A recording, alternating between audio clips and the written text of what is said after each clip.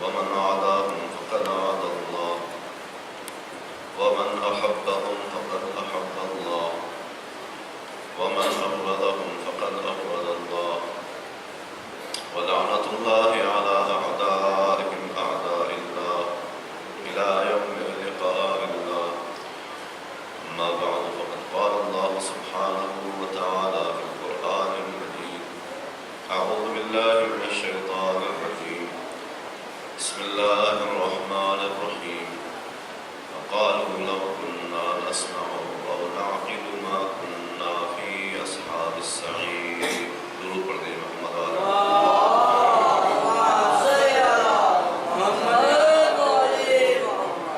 اگر آپ حضرات کو زحمت نہ ہو تو تھوڑا سا سمٹ آئیے. آپ جوان لوگ کیسے چلے گئے دیوار کے پاس بھائی؟ آؤ کیا کر کے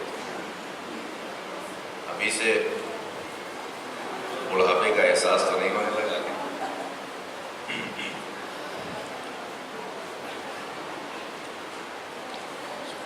درود پڑھ دیجیے محمد والا.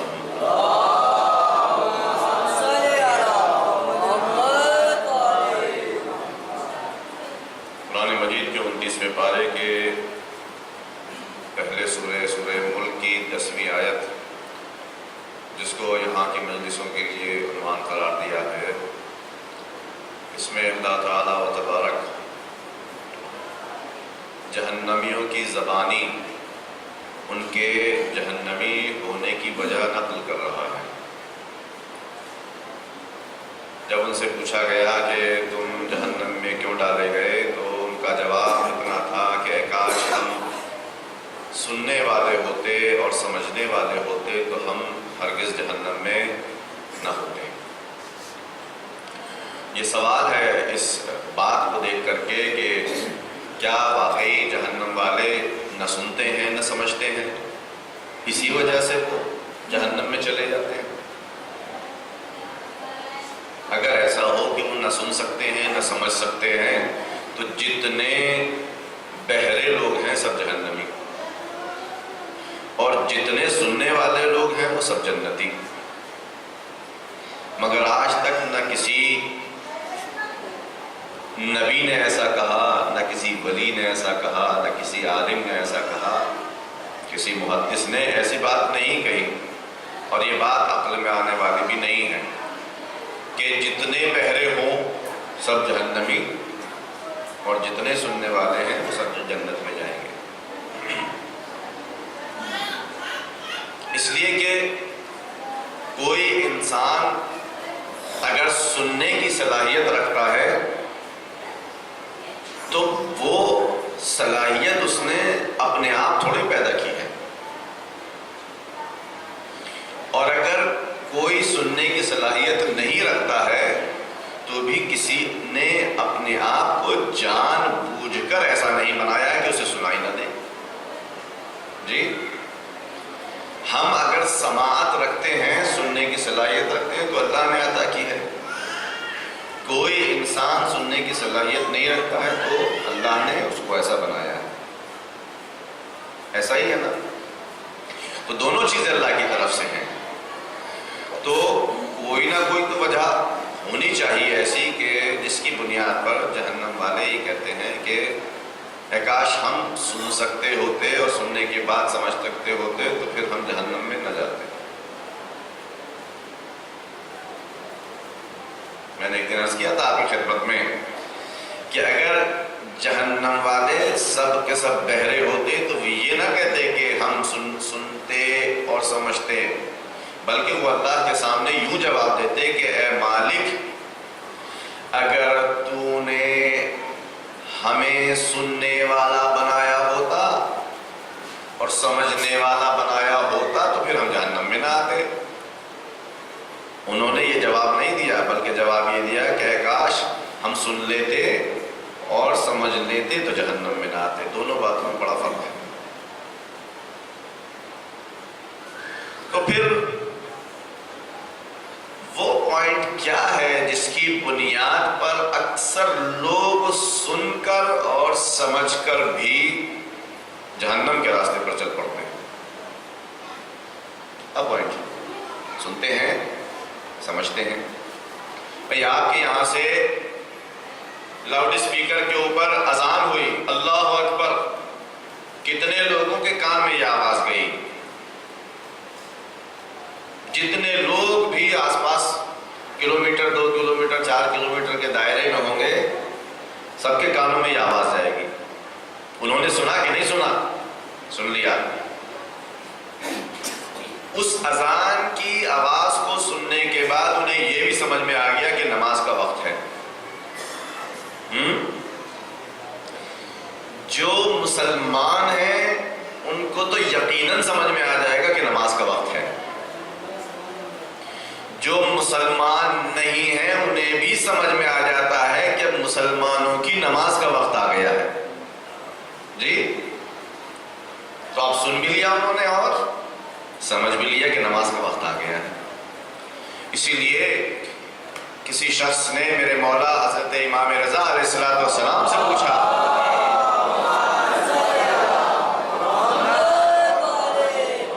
کہ مولا یہ بتائیے کہ نماز جیسی اہم ترین عبادت اور اس میں خلوص کی بہت شرط ہے کہ آدمی صرف اللہ کی قربت کے لیے پڑھے، کوئی دکھاوا کسی طرح کا اس میں نہ ہو، تو اس دکھاوے سے بچنے کے لیے تو ضروری یہ تھا کہ اللہ یہ حکم دیتا کہ اپنے گھر کے اندر ایک کوٹری بنواؤ جو چاروں طرف سے پیک ہو اور اس کے اندر تم جا کر نماز پڑھو تاکہ کوئی دیکھ نہ سکے۔ یہی تو ہوتا، اتنا خلوص پیدا ہو جاتا آدمی میں کہ کسی کو نہیں دکھا رہا ہے، اندر کوٹری میں نماز پڑھ رہا ہے۔ لیکن الٹا ہے صاحب، اللہ نے حکم دیا وَارْكَعُوا مَعَ الرَّاكِعِينَ، رکوع کرنے والوں کے ساتھ رکوع کرو، یعنی جماعت سے نماز پڑھو۔ بھائی خلوص والی عبادت جس میں کسی طرح کا شرک برداشت نہیں، ریاکاری برداشت نہیں، کوئی دکھاوا برداشت نہیں، بجائے اس کے کہ اللہ یہ حکم دیتا کہ اپنے گھر کے کسی کونے میں بند کمرے میں جا کر نماز پڑھو، حکم دیا کہ جماعت سے نماز پڑھو۔ اور فضیلت بھی اتنی کہ ایک کے بعد اگر دوسرا ماموم ہو گیا، تیسرا ہو گیا، چوتھا ہو گیا، 10 اگر ماموم ایک جماعت میں اکٹھے ہو گئے تو اتنا ثواب اس کا ہو جاتا ہے کہ فرشتے ہاتھ کھڑے کر دیتے ہیں کہ اے اللہ اب اس جماعت کا ثواب ہم نہیں لکھ سکتے، اتنی فضیلت اس کی۔ جماعت کہیں کسی کوٹری میں تو نہیں ہوتی، کھلے عام ہی تو ہوتی ہے نماز جماعت، کہیں بھی ہو سکتی ہے نماز جماعت۔ تو گویا ایک طرح کا ہی تو کہیں اس کو ایک طرح کا دکھاوا ہے، شو کرنا ہے کہ ہم نماز پڑھ رہے ہیں۔ تو یہ فرزند رسول یہ بتائیے کہ اتنی پرخلوص عبادت کو جس میں اللہ نے ذرہ برابر بھی شرک برداشت نہیں کیا، ریاکاری دکھاوا برداشت نہیں کیا، با جماعت نماز پڑھنے کے لیے اتنی تاکید کیوں کی ہے؟ تو میرے سرکار نے جواب دیا، فرمایا کہ دیکھو یہ جو تم مسجد کے گلدستے سے اللہ اکبر کی آواز بلند کر کے لوگوں کے کانوں تک یہ بات پہنچا دیتے ہو کہ اس وقت اللہ کی عبادت کا وقت ہو گیا ہے، یہ بات کل ان کے خلاف پروف بن جائے گی جو جماعت میں اور نماز میں حاضر نہیں ہوتے ہیں۔ پروف بن جائے گی کہ بھائی تم نے اذان سنی تھی کہ نہیں سنی تھی؟ ہاں سنی تھی۔ نماز کا علم ہوا تو تمہیں کہ نہیں ہوا؟ کہ ہو گیا تھا۔ پڑھی کہ نہیں پڑھی؟ جس نے پڑھی خوش قسمت، جس نے نہیں پڑھی اب وہ جواب دے کہ تم نے کیوں نہیں پڑھی۔ ایک کہے گا کہ میں تو مسلمان ہی نہیں تھا، میں تو مسلمان ہی نہیں تھا، تو میں نماز کیا پڑھتا؟ تو اس سے کہا جائے گا کیوں مسلمان نہیں ہوا؟ وہ کیا جواب دے گا؟ مسلمان ہونے کی کیا ضرورت تھی؟ دنیا میں اتنے سارے دین تھے، میں کسی ایک دین پر چل پڑا۔ اللہ کیا جواب دے گا ادھر سے؟ شاید کچھ ایسا جواب دے، شاید کہ بھائی تم اپنے ناشتے کے لیے جب کوئی چیز تلاش کرنے نکلتے ہو بازار میں، بریڈ لینے کے لیے چلتے ہو، بٹر لینے کے لیے چلتے ہو، جیم لینے کے لیے چلتے ہو، رسک لینے کے لیے چلتے ہو، بسکٹ لینے کے لیے چلتے ہو، چائے کی پتی لینے چلتے ہو، شکر لینے ہیں، یہ سب لینے اپنے ناشتے کے لیے لینے کے لیے چلتے ہو، تو مارکیٹ میں جا کر آپ کیا دکان والے سے یہ کہتے تھے میں جو ہو وہ دے دو؟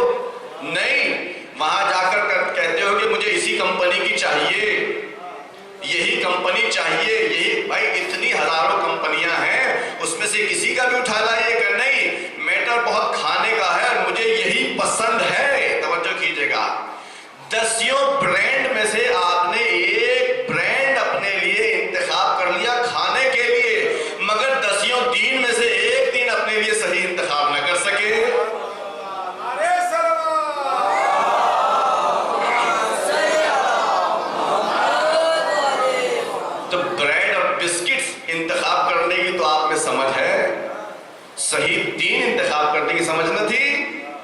اب چپ. تو یہ چپی کیوں لگے گی؟ اسی آپ کے اذان کی آواز کی وجہ سے. ٹھیک ہے. تو لوگ سنتے بھی ہیں اور کسی حد تک سمجھتے بھی ہیں، لیکن پھر کون سا وہ پوائنٹ ہے جہاں آ کر رک جاتے ہیں اور اس کے بعد پھر آگے نہیں بڑھ پاتے، اور سمجھنے کے باوجود وہ ہدایت کے راستے پر نہیں لگ پاتے. یہ مسلسل آپ کی خدمت میں عرض کیا جا رہا ہے. وہ ہے میٹر ہمارے دل کا. بات کان سے ہمارے اندر آتی ہے، دماغ میں پہنچ جاتی ہے، کچھ ہمیں سمجھ میں آتی ہے، اب وہ یہاں سے جب دل کی طرف جاتی ہے، چونکہ انسان جس چیز کو بھی دل سے قبول کر لے اسی کا تابع دار بن جاتا ہے نا ایسا؟ آپ کا دل اہل بیت سے جڑا ہوا ہے، ہزار تھکے ہوئے ہیں مگر پھر بھی مجلس میں آ جاتے ہیں. گرمی کتنی شدید پڑ رہی ہے مگر دل چونکہ سید الشہداء کی مصیبت سے آپ کا وابستہ ہے، اس گرمی کو بھلا کر آپ جلوس میں نکل پڑتے ہیں. بھوک پیاس برداشت کرتے ہیں کیونکہ دل آپ کا سید الشہداء سے جڑا ہوا ہے، تو اسی بھوک اور پیاس کو برداشت کر کے آپ اپنے دل کی عقیدت کا اظہار کرتے ہیں. چونکہ آپ نے دل سے قبول کر لیا، تو دل سے قبول کر لیا ہے اس لیے آپ اس کے تابع دار ہیں. اور اکثر لوگ ایسے ہی کرتے ہیں، جو دل سے قبول کر لیتا ہے اسی بات کو مانتا ہے. اور یہ جو انبیاء الہی کا پیغام ہے، یہ جو اللہ کی وحی ہے، یہ اسی جگہ کو اپنے کنٹرول میں کرنے کے لیے آئی ہے. یہی ہے فالٹ یہی ہے. آپ نے اکثر کہتے ہوئے سنا ہوگا اکثر کہتے ہوئے کہ بھائی صاحب آپ مسلمان ہیں؟ جی ہاں ہیں. آپ کو پتہ ہے نماز واجب ہے؟ جی ہاں واجب ہے. پڑھتے کیوں نہیں؟ بھائی دل نہیں مانتا. سنا ہے جی؟ دل نہیں مانتا. ایک سماجی مثال دے دوں آپ کو. معاشی حالات بہت اچھے نہیں ہیں، میڈیم طبقے کے لوگ ہیں، شادی بیاہ کا موقع ہے. چونکہ اتفاق سے پوش ایریا میں رہتے ہیں نا، بڑے بڑے لوگ جہاں تھے ان کی دعوتیں کھائی تھی. پوش ایریا میں رہتے ہیں تو اب چونکہ پوش ایریا میں رہتے ہیں تو اب یہاں پر ظاہر ہے کہ اگر برابر سے لے کر نہ چلیں گے تو پھر اس ایریا میں رہنے والوں کیسے منہ دکھائیں گے؟ جی اب سوچنے کے لیے بیٹھ گئے کہ کیسے کریں. اپنے حالات کا جو جائزہ لیا تو یہ سمجھ میں آتا ہے کہ ہم ان کی برابری نہیں کر سکتے. ایک انسان ہماری کالونی میں ایسا رہتا ہے کہ جس کی روزانہ کی لاکھوں کی کمائی ہے اور ہماری جو سالانہ کی بھی لاکھوں کی کمائی نہیں ہے، تو کیسے برابر ہو سکتے ہیں؟ مگر چونکہ برابری کرنا ہے تو اس لیے ہم نے راستہ کھوجا. اس سے دو چار جگہوں سے ہم نے پیسے ادھار لے لیے، قرض لے لیے. کاہے کے لیے؟ دیکھیے دماغ ہمارا یہ کہہ رہا تھا اپنے حالات کو دیکھتے ہوئے کہ ہم برابری نہیں کر سکتے، مگر چونکہ ہمارا دل نہیں مان رہا تھا لہذا ہم نے اتنا سارا قرض اپنے اوپر ڈال دیا کہ اب زندگی بھر کماتے رہیں گے، شاید وہ قرض ادا نہ ہو پائے گا. بھائی آپ نے ایسا کیوں کیا؟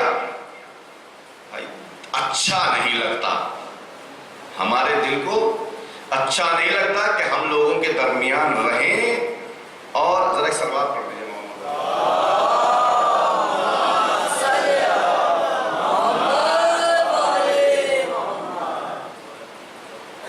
ایک اور سلوات پڑھ دیجیے.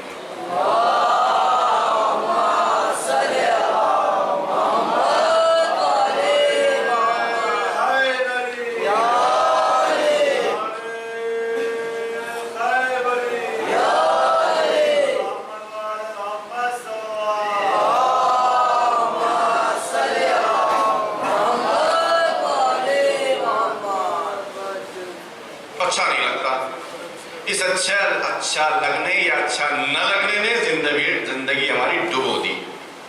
یہ ایسی مثالیں بہت ملیں گی.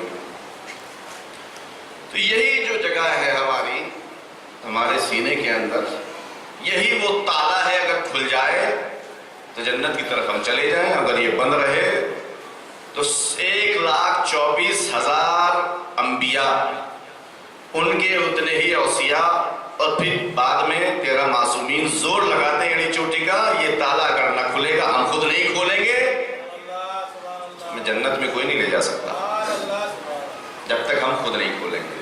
اب ہو سکتا ہے اس وقت کچھ نئے سامعین آئے ہوں تو ان کے لیے یہ بات شاید بہت زیادہ واضح نہ ہو سکے کہ معاملہ کیا ہے، کیونکہ گزشتہ مجلسوں میں اس طرف گفتگو ہو چکی ہے، اس کو مزید میں دہرا نہیں سکتا۔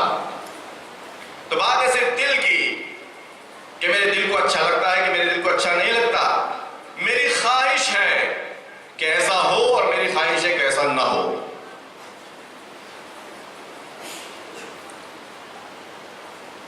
روز عاشور، شب عاشور، سید الشہداء علیہ السلام نے پیغام دیا کس کو؟ عمر سعد کو۔ عمر سعد کمانڈر ہے جو یزیدی فوج کا۔ میں ذرا توجہ کیجئے گا اسی گفتگو کے اوپر جو عمر سعد اور امام حسین علیہ السلام کے درمیان ہوئی ہے۔ دونوں بالکل فیس ٹو فیس، گھوڑے کا، دونوں کے گھوڑوں کا چہرہ بھی بالکل گردن سے گردن ملی ہوئی ہے، اتنے نزدیک ہے کسی ساتھی کو ان کے گفتگو کی آواز اتنے نزدیک، چاہے تو ایک دوسرے کے ہاتھ کو پکڑ سکتے ہیں، اتنے نزدیک۔ کیا فرمایا حضرت نے کہ یہ بتاؤ کہ کیا تمہیں معلوم نہیں کہ میں کون ہوں؟ کہا میں جانتا ہوں، آپ حسین ابن علی ابن ابی طالب ہیں۔ کیا تمہیں معلوم نہیں کہ میرے نانا کون ہے؟ کہا نہیں معلوم ہے مجھے، میں نے آپ کیوں نانا کے نام کا کلمہ پڑھا ہوا ہے۔ کیا تمہیں معلوم نہیں کہ میرے بابا کون ہے؟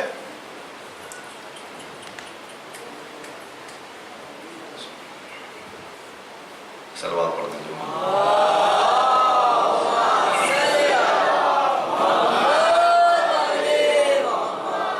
کیا تمہیں معلوم نہیں کہ میرے بابا کا معلوم ہے؟ وہی فاتح خیبر و خندق و صفین و حنین۔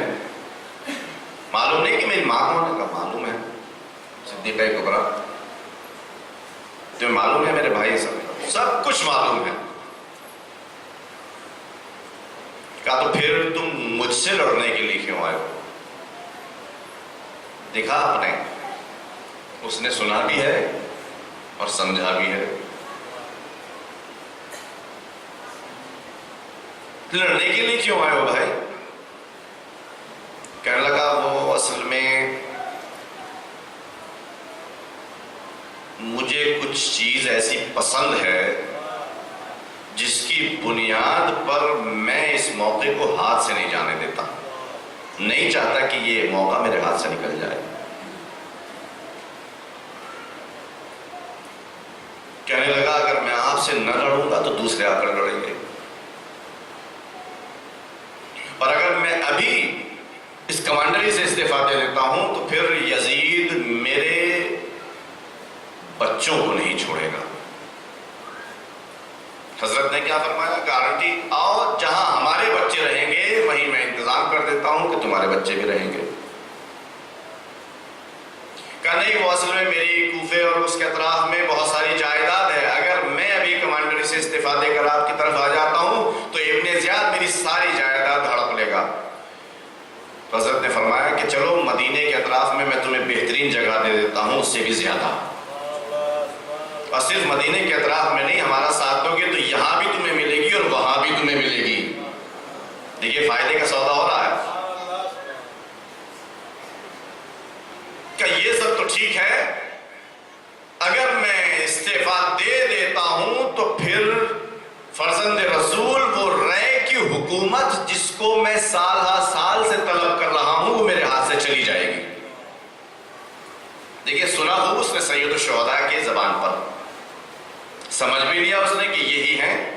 میں جانتا ہوں کہ آپ کی طرف آنے میں ہی بھلائی ہے، مجھے معلوم ہے کہ آپ ہی کی طرف جنت بھی ہے، مجھے معلوم ہے کہ اگر میں آپ سے لڑتا ہوں تو بدبخت ہو جاؤں گا، مجھے معلوم ہے کہ اگر آپ سے جنگ کرتا ہوں تو کل میں آپ کے نانا کو منہ نہیں دکھا پاؤں گا، مجھے معلوم ہے کہ اگر میں آپ سے لڑتا ہوں تو یہ تمام باتیں اس نے کہہ کیوں لڑ رہا ہے؟ کیونکہ اس کا دل رے کی حکومت میں اٹکا ہوا ہے.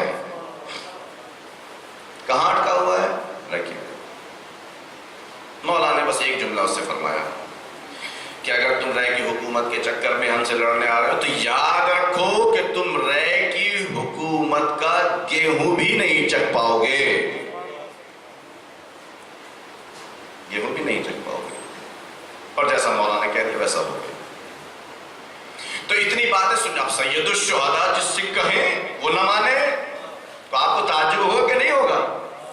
بتاؤ، سید الشہداء جیسی شخصیت، خود حسین آ کر کسی کو شخصی طور پر، فردی طور پر پرائیویٹ میٹنگ اس کے ساتھ فیس ٹو فیس کہہ رہے ہیں کہ ہماری طرف آ جاؤ، جنت بھی ملے گی، باغ بھی ملیں گے، حور بھی ملیں گے، یہاں مکان بھی ملیں گے، صحت و سلامتی بھی ملے گی، دنیا بھر کی عزت بھی ملے گی، آبرو تمہاری ہو جائے گی، عزت تمہاری ہو جائے گی، قیامت تک تمہارا نام ہو جائے گا. اتنے سارے موقعوں کو اس نے گوا دیا صرف اس بات کر کے اس کا دل نہیں چاہ رہا تھا کہ سید الشہداء کے ساتھ آ جائے. دیکھا نا کہاں اٹکا کہ وہ دل پر. اب میرا آپ سے سوال، یہ دل ہمارے پاس ہے کہ نہیں ہے یا نہیں ہے؟ اگر کسی کو شک ہو تو مجھے بتائے کہ اس کے پاس وہ دل نہیں ہے. اگر یہ دل نہ ہو کسی کے پاس تو وہ زندگی بسر نہیں کر سکتا. بھائی آج کون سے کپڑے پہنوں؟ گھر والے نے کسی نے کہہ دیا کہ بلیک ٹی شرٹ پہن لو. نہیں، میرا دل یہ چاہتا ہے کہ میں آج اسکائی بلو پہنوں. یہ دل چاہ رہا ہے اس کا. پہن کے نکل کے اچھی لگ رہی، کوئی بات نہیں. گھر میں کسی نے پوچھا کہ آج آپ کیا کھانا چاہتے ہیں؟ تھوڑا سوچا. تو یہ سوچا کہاں سے سوچا؟ یہیں سے کہ دل کیا چاہتا ہے. جی آج فلاں چیز کھائیں گے، دلی سے تو کہا. چلو گھومنے کے لیے چلتے ہیں. کہاں گھومنے کے لیے چلو گے؟ تھوڑا سوچا. یہ سوچا کہاں سے؟ کہ جہاں دل کو اچھا لگے، دل کو سکون ملے، چلو وہاں گھومنے چلتے ہیں. دلی سے تو ہے، دل پر ہی تو دار و مدار ہے. اگر دل پر ہماری زندگی کا دار و مدار ہے تو پھر یہ اللہ نے کیا سسٹم رکھا ہے کہ اسی دل کی بات سننے پر انسان گمراہ بھی ہو جاتا ہے. اسی دل کی بات سننے کے بعد انسان جہنم میں چلا جاتا ہے. اسی دل کی بات سننے کے بعد انسان نے وہ جو کچھ اچھے پیغامات اور میسج سنے تھے اللہ کے رسولوں کی زبان پر، ائمہ کی زبان پر، اس کو یہاں تک آتے آتے کیا ایسا حادثہ اس کے ساتھ ہو جاتا ہے کہ وہ بات دل کے اندر نہیں اتر پاتی. دل چاہتا ہے. یہ چاہت خود میرے اپنے ہاتھ میں ہے کیا؟ توجہ کیجئے گا. بس یہ ایک مختصر واقعہ بیان کر کے، چونکہ آج جلوس بھی آپ اٹھائیں گے، وقت زیادہ نہیں ہے تو میں زیادہ اس کے سارے ڈیٹیل نہیں بیان کر سکتا. یہ جو دل کی چاہت ہے میری، یہ کیا میرے اپنے ہاتھ میں ہے؟ ہمارے ہاتھ میں نہیں ہے. کسی بھی چیز کو دل چاہ سکتا ہے. جی ابھی بیٹھے بیٹھے آپ یہاں مجلس میں بیٹھے ہوئے ہیں، دنیا کا بہترین کام اس وقت آپ کر رہے ہیں، لیکن بیچ ہی میں آپ کا دل چاہنے لگے، مثال دے رہا ہوں، بیچ ہی میں آپ کا دل چاہنے لگے کہ ذرا ایک چائے پی کے آتا ہوں، مولانا کی بات ابھی ذرا سمجھ میں نہیں آ رہی ہے، خمار ہے تھوڑا سا. تو یہ کون سی بری بات ہے؟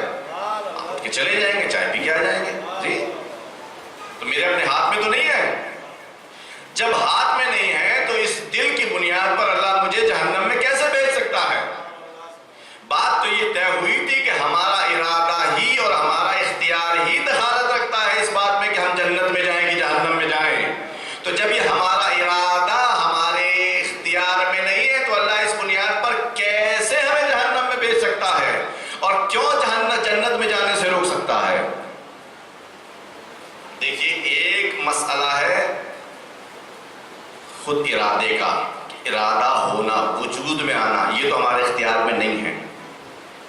دیکھیے یہ ہے بالکل وہ کی پوائنٹ ہے یہ جو میں ابھی آپ کے سامنے عرض کر رہا ہوں یہاں ٹھہر کر.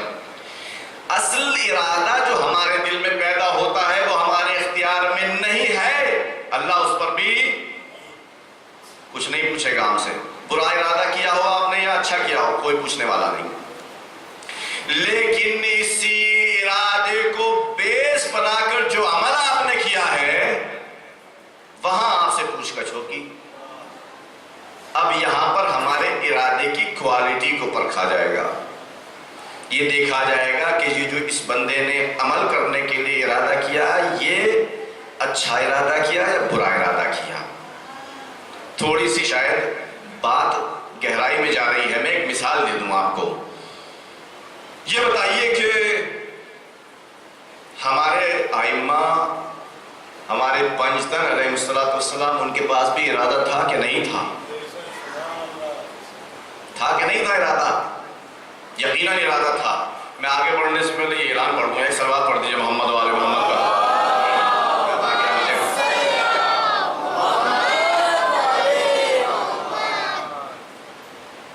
جناب منظور الدین رضوی، ابن بدر الدین رضوی صاحب اور جناب ذکی حیدر صاحب دونوں انتہائی بیمار ہیں اور میرے خیال سے آئی سی یو میں دونوں ہیں۔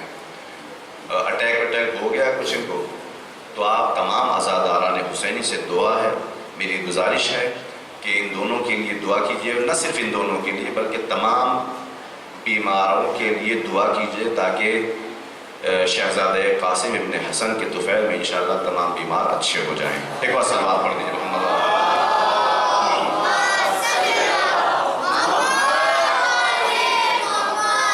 تو میرے عزیزوں، اہل بیت کیا ارادہ تھا کہ نہیں تھا؟ ارادہ جی تھا۔ ان کا ارادہ کیسا تھا؟ کیا ان کو بھی کسی چیز کی چاہت ہوتی تھی کہ نہیں ہوتی تھی؟ ان کا بھی دل کسی چیز کو کرتا تھا کہ نہیں کرتا تھا؟ یا ان کا ارادہ بھی ہمارے ارادے ہی کی طرح تھا کہ جس کی بنیاد پر خدا نہ خواستہ خاکم بزم کبھی ان کے ذہن میں یہ خیال آ جاتا ہو کہ آج چلو تھوڑی دیر میں پڑھ لیں گے، آج جلوس نکلے گا نا، تھوڑی دیر سے پڑھ لیں گے، بعد میں پڑھ لیں گے، اتنا بے مہم کام آج ہمیں کرنا ہے تو آج بعد میں پڑھ لیں گے۔ کبھی ایسا ارادہ کر نہیں۔ ظہر عاشور بھی انہوں نے ایک لمحے کی تاخیر نہیں کی، جبکہ خود چاروں طرف سے دشمن سے گھرے ہوئے ہیں، تو باقی طور حالات کیا ہو سکتے ہیں؟ اہل بیت اکٹھے ہیں یکجا بیت فاطمہ میں، سب کے سب اکٹھے ہو گئے، حضرت بھی تشریف لے آئے، اور لانے کے بعد حضور نے فرمایا کہ بیٹی فاطمہ یہ بتاؤ کہ آج تمہارا کیا کھانے کو دل چاہتا ہے؟ ہمارا بھی دل چاہتا ہے نا، بیٹی فاطمہ یہ بتاؤ کہ تمہارا آج کھانے کو کیا دل چاہتا ہے؟ اب سب کے سب اکٹھا ہے، تو بیٹی نے مارے ادب کے فوراً دس سے ادب جوڑ دیے، بابا جان آپ کے ہوتے ہوئے میں کیسے لفظ کشائی کروں؟ آپ میرے بزرگ ہیں، جو آپ مناسب سمجھیں۔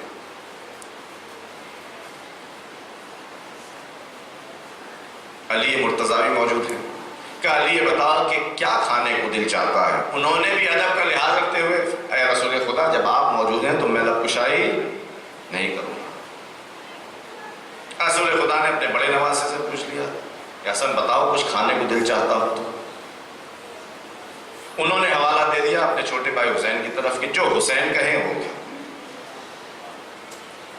تب نانا نے اپنے نواسے سے پوچھا کہ حسین بتاؤ آج کیا کھانے کا دل چاہتا ہے؟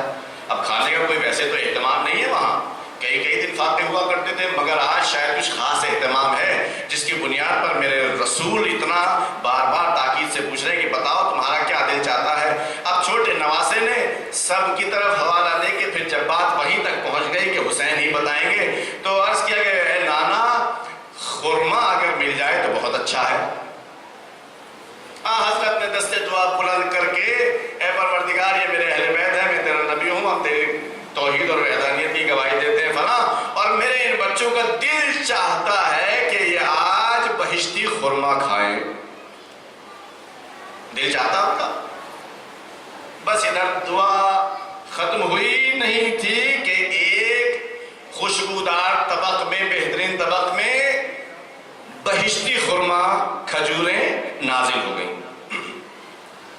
یہ اہل بیت کی چاہت نازل ہو گئی۔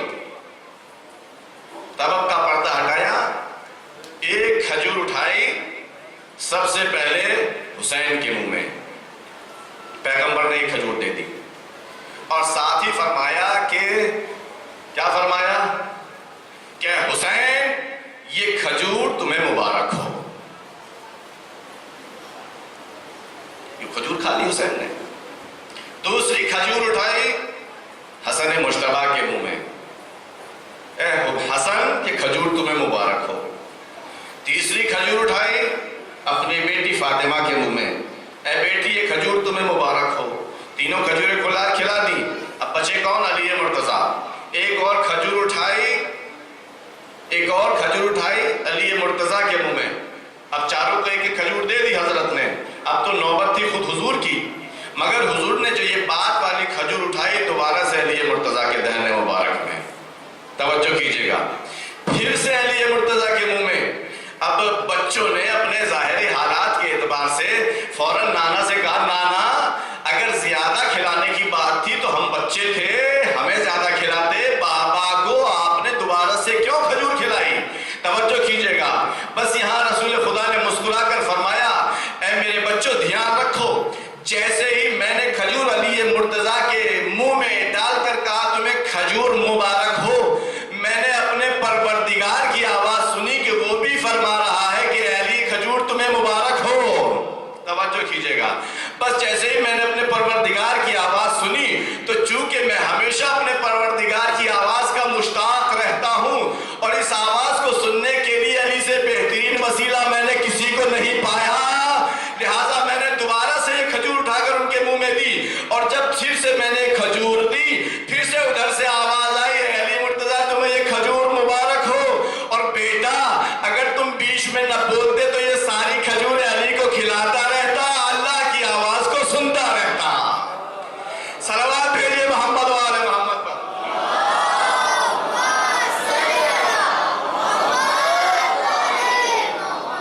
دیکھیے کتنی اچھی خواہش، کتنا اچھا دل کا چاہنا. ایک یہ چاہت ہے کہ اس کا نتیجہ کیا ہوتا ہے؟ اللہ کی آواز سننے کو مل جاتی ہے ان حضرت کو. اور یہ انہی سے مخصوص نہیں ہے. اگر ہم بھی ایسی ہی خواہشیں رکھیں تو دوسروں کے لیے بھی دروازے کھلے ہوئے ہیں. ایسا نہیں ہے کہ دروازے انہی کے لیے مخصوص ہیں، غیر معصوم لوگوں کے لیے بھی یہ دروازے کھلے ہوئے ہیں. سید الشہداء شہداء کی فہرست سنا رہے ہیں، سب کے نام سنا دیے. ایک 13 سال کا لڑکا بیٹھا ہوا ہے اسی مجمع میں، مختصر مجمع میں. اس کو یہ گمان ہوا کہ چونکہ یہ سب کے سب بزرگ ہیں لہذا میرے امو نے یہ فرمایا ہے کہ یہ سب کے سب شہید ہو گئے، یعنی یہ سب کے سب بزرگ جتنے ہیں سب شہید ہو جائیں گے. میں چونکہ بچہ ہوں شاید میرا نام شہیدوں میں. اب دیکھیے اس شہزادے کی دلی تمنا، خواہش. یہ شہزادہ کوئی ویسا معصوم نہیں ہے، مگر اس کی خواہش اور تمنا کیا ہے کہ اپنے امو سید الشہداء کے ساتھ میں بھی شہید ہو جاؤں. کتنی عالی قسم کی تمنا اس کے دل میں ہے، کتنی بہترین خواہش اس کے دل میں ہے. امو یہ بتائیے کیا آپ نے شہداء کے نام گنا دیے، کیا کل میں بھی شہید ہوں گا؟ کل میری بھی شہادت ہے.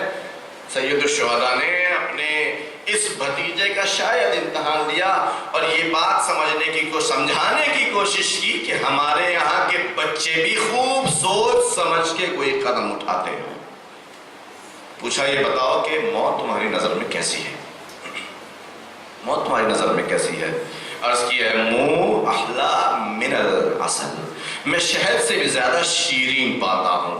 اس کا مطلب یہ ہے کہ قاسم کو اس جنت کے بارے میں پورا علم ہے اور اسے پورا بھروسہ ہے کہ وہ سید الشہداء کے ساتھ وہاں پر پہنچ کر رسول خدا کی زیارت کرے گا.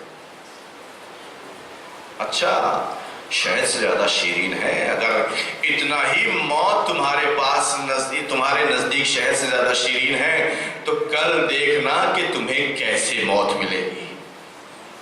دلیل اور دعویٰ اور دلیل. بس شب عاشور کسی طرح گزر رہی ہے، مائیں اپنے بچوں کو کسی طریقے سے تیار کر رہی ہیں.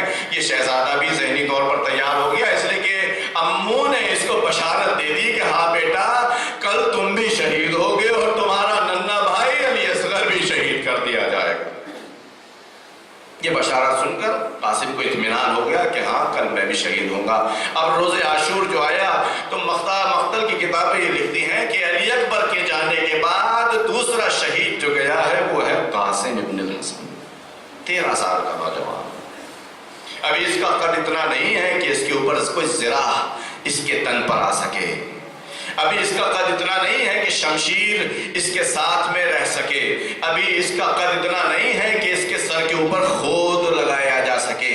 ابھی اس کا اتنا قد نہیں ہے کہ یہ خود گھوڑے کے اوپر سوار ہو سکے. مگر اس نے اپنے جذبہ شہادت کا خوب اعلان کیا.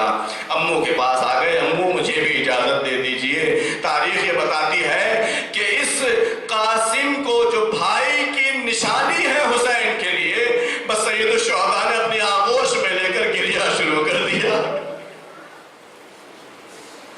ذرا آپ تصور کریں کہ حسین سے اجازت لینے کے لیے کون آیا ہے؟ کون؟ بھائی حسن کی نشانی ہے قاسم، وہ بھائی کے جس کے ساتھ حسین نے اپنا ایک زندگی کا ایک عرصہ گزارا ہے، جس کو دیکھ دیکھ کر بھائی کی یادوں کو تازہ کرتے ہیں. حسین گلے سے لگا کر رو رہے ہیں، اور اتنا رو رہے ہیں کہ بعض کتابوں نے لکھا کہ ان دونوں کو غش آ گیا، اور بعض کتابیں یہ لکھتی ہیں کہ اتنا روئے ہیں کہ بے حال ہو گئے. بہرحال دونوں ایک دوسرے سے لپٹ گئے، رونے لگے، اور حسین نے قاسم کو اجازت نہ دی. اجازت نہیں دی، رو لیے، اجازت نہیں دی. اب قاسم مایوسی کی حالت میں، گویا مایوسی کی حالت اپنی مادر گرامی کے پاس پہنچے.